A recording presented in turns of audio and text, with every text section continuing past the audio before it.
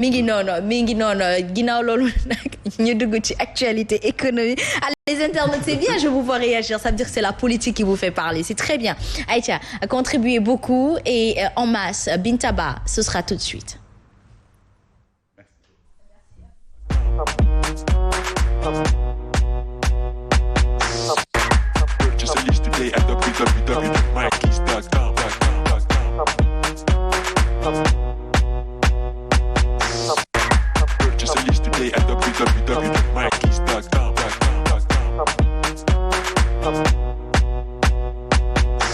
Aïcha mi ngi doon Bintaba ginnaaw gan gi neexal na fi nag macha allah dañuy waxtaanee l'économie focus sur l'organisation pour l'harmonisation en Afrique du droit des affaires à OHADA et nous parlerons aussi sur le climat des affaires en Afrique lecture du docteur Mbaye Ciss.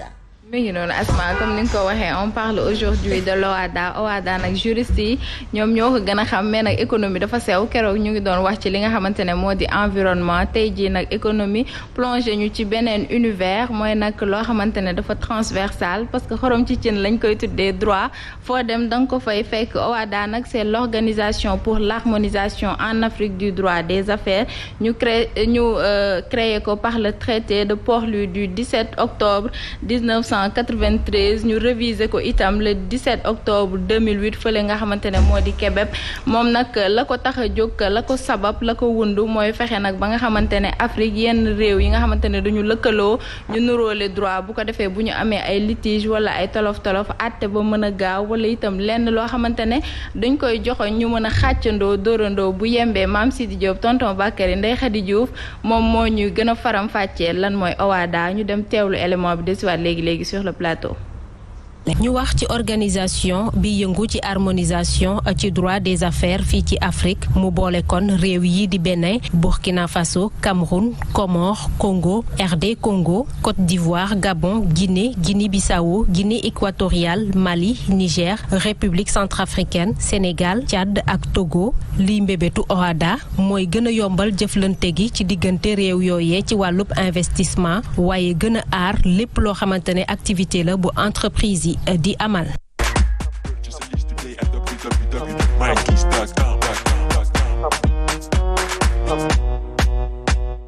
Bintaba kon nag mu mel ni ba tey OHADA ci la ñuy descendi l'expertise de kii di Cissé moom nee na. voilà Asma comme ni nga ko waxee waaye laataa ñuy jàll rek il faut rappeler que réew yu bëri ci lañ bokk lu ci mel ni Mali Nigéria Tchad ak yu ni mel ñoom ñëpp toll nañ ci 17 pays yi nga xamante ne ñoom ñoo adhéré ci boobule charte nga xamante ne moo di OHADA tey jii nag ñu bëri jàpp ne exemple bu baax la ndax nag fi réew mi toll comme ni ko xale yi di waxee mondialisation nga xamante ne dafa law ci àdduna wërngal këpp mënatoo toog biir seen TV nga ne da ngay commerce mais commerce bi dafay law ba yegg Dubaï ba yegg États-Unis donc nécessité la pour les pays africains ñoom itam ñu mën a lëkkaloo am lu leen di lié ci droit loo xamante ne boo demee kër coach doo fekk droit wam kër Asma ak Maman Ndag ak Kia ku nekk xaatim sa droit mais dinañ ko def benn droit boo xamante ne ñun bu ñu soxlee jënd ak jaay ñun ñëpp dañ ciy tënku mu gën a yomb ci ñun waaye nag comme ni ma koy faral di waxee on ne parle jamais sans l'avis d'un expert suñu expert du jour nag mu ngi wuyoo ci turu Mbaye Cissé nekk docteur en droit moom moo ñuy gën a leeralal Mame Sidi Diop tonton Bakary bu élément bi yembee ñu dem xooli suñu juriste dellusiwaat léegi sur le plateau. xam nga OHADA dafa nekk benn mbootaay boo xam ni dafa am pays Afrique yu bari yu ko séq yi nga xam ni ñoom dañu décider ni ñoom il faut que ñu créer lu mel na benn yoon boo xam ni maanaam yoon bu ñuy jaar buy dox ci wàllu droit boo xam ne ñoom ñëpp ñoo koy bokk pour mën a yombal yëwanal li nga xam ne mooy jëm ci seen i activité commerciale ci seen ni ñuy créer ay société ni ñuy créer ay entreprise ak ni nga xamee ne bu ñuy demee tribunal di fa laaj ay mbir nan la ñu koy yombale ci procédure simplifiée pour mu gën a gaaw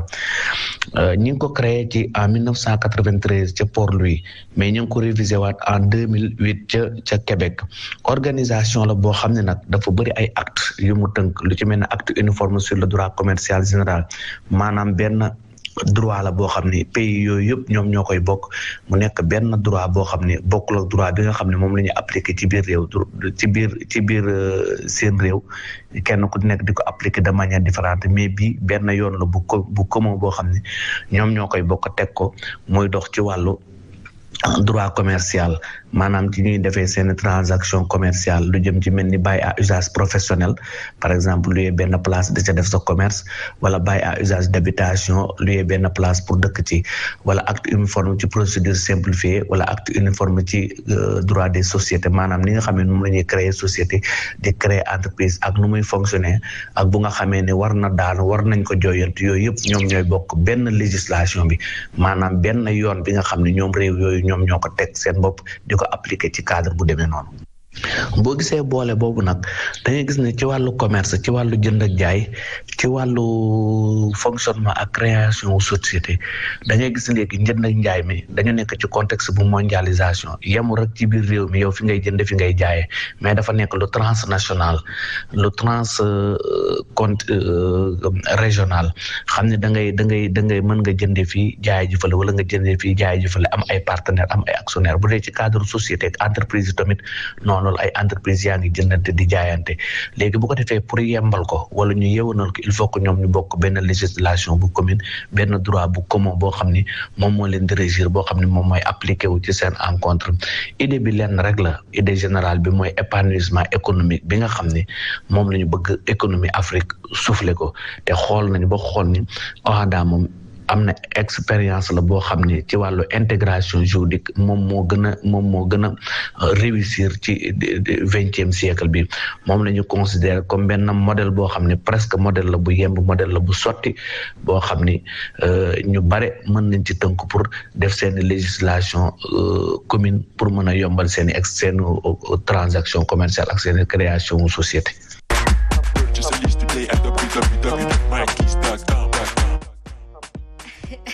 Binta Ba mi ngi noonu li mu wax am na solo loolu waaye dañuy nuyu coach Moussa dalal ko ba noppi moom mi sol tey naandite pire yow kon nañte nga non benn nandite moo gënal conteneur u ngaaka nga ne benn nandite moo gën conteneur u ngaaka bismillah noo de maa ngi sant yàlla bu baax di julli sang bu tedd bi alayhi salaatu wasalaam di am contentement ak mbégte di ñëwaat seen émission bu mag bi di suba teel di nuyu Mame Andak Binta Kia ak yow madame Touré Massa Thiono xam naa fan yi moom da nga sonn trop waaye nag lu yàlla xam doy na waaw nandite pire moom boo ko gisee suma frère Pape Arona moo fi jaara vraiment di ngeen gis écritel bi après moom moo def lu mel ni macha allah. Aïcha mi ngi noonu kon nag ñu dellu si waat ci constat ak expertise bi kii di docteur juriste Mbaye Cissé moom moo ñu ko defal li mu wax tamit nekk na lu am solo lu mat a bàyyi xel la bu baax a baax. Asma ñu ngi koy jaajëfal bu baax a baax ci disponibilité bi gis nañ ko Afrique tey jii pour njënd ak njaay bi mën a dox parce que ñu ngi ko doon wax zone de libre échange continentale bi nga xamante ne ñu ngi ko bëgg a mettre en place il faut que mu am xëy na ay législation wala itam ay yëf yoo xamante ne ci côté droit moom moo koy gunge loolu itam dina ci baax bu baax a baax bu ko defee ku ne xam fa nga mën a yem ku ne xam lan la yoon may wala procédure yi itam bu ñu fexee ba nga xamante ne dafay niroo dafay gën a yomb ba tax na moom cité na li nga xamante ne moo di acte uniforme sur le droit commercial donc mi ngi noonu gis nañ ko fi yàggul dara président de la république doon addu naan bëgg nañ am li nga xamante ne moo di législation yu bokk ci wàllum secteur des mines wala sax benn code minier continental boo xamante ne dañ koy bokk loolu yëpp xàccandoo dóorandoo la parce que nag boo demee ci réew bu mel ni Burkina Faso tey jii ñu bañal la dara nga ñëw peut-être Sénégal nangul la ko da leen di yàqal mais ñoom ñëpp bu ñu maaseendoo la ñuy bañ ñu bañandoo ko la ñuy nangu ñu nangoo ñu nangoondoo ko ensemble loolu dafay nekk loo xamante ne lu bénéfique lay doon pour dëkk Afrique yi encore une fois initiative yu mel nii moom la ñuy xaar ci dirigeants africains yi ñu koy gën a suuxat di ko gën a développer parce que ça va de l'intérêt de l'Afrique en général. Asma. Alors le Mali vu sa posture actuelle est-ce que mën nañ considérer ni bokk na ci ces pays de la CEDEAO concernés. mi ngi noonu Asma xam nga nag